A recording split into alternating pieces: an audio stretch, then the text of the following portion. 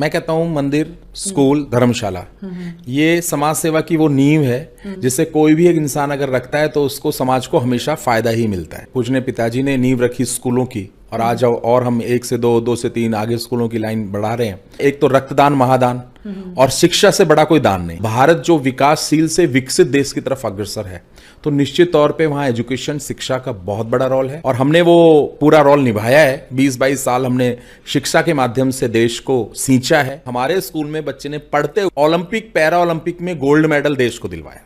Society of creative human, इसका short form है सोच।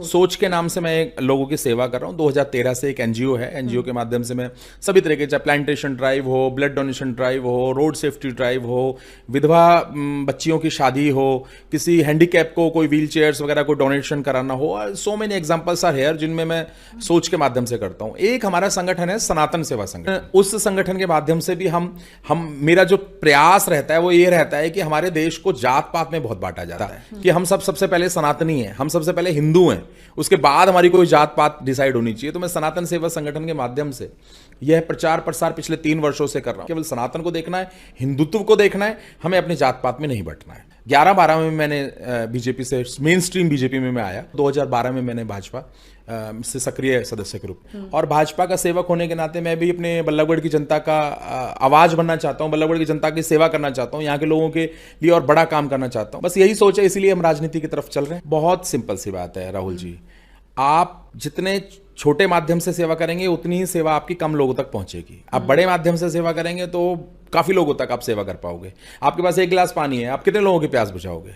मैं अगर व्यक्तिगत रूप में कुछ कार्य करता हूं तो मैं कुछ 2, 4, 10, 20, 50, 100 लोगों का भला कर सकता हूं। लेकिन अगर मेरे को सरकार कार्य करने के लिए प्रेरित करती है, सरकार का साथ मेरे साथ जुड़ जाए, गवर्नमेंट हमारे पीछे खड़ी हो, मैं तो पूरे बल्लभगढ़ की दिशा और दशा बदल दूंगा। आप देखेगा आने वाले समय में। और अगर अध्यापक होने के नाते आप झूठ से शुरुआत करें तो कोई आप पे ट्रस्ट नहीं करेगा।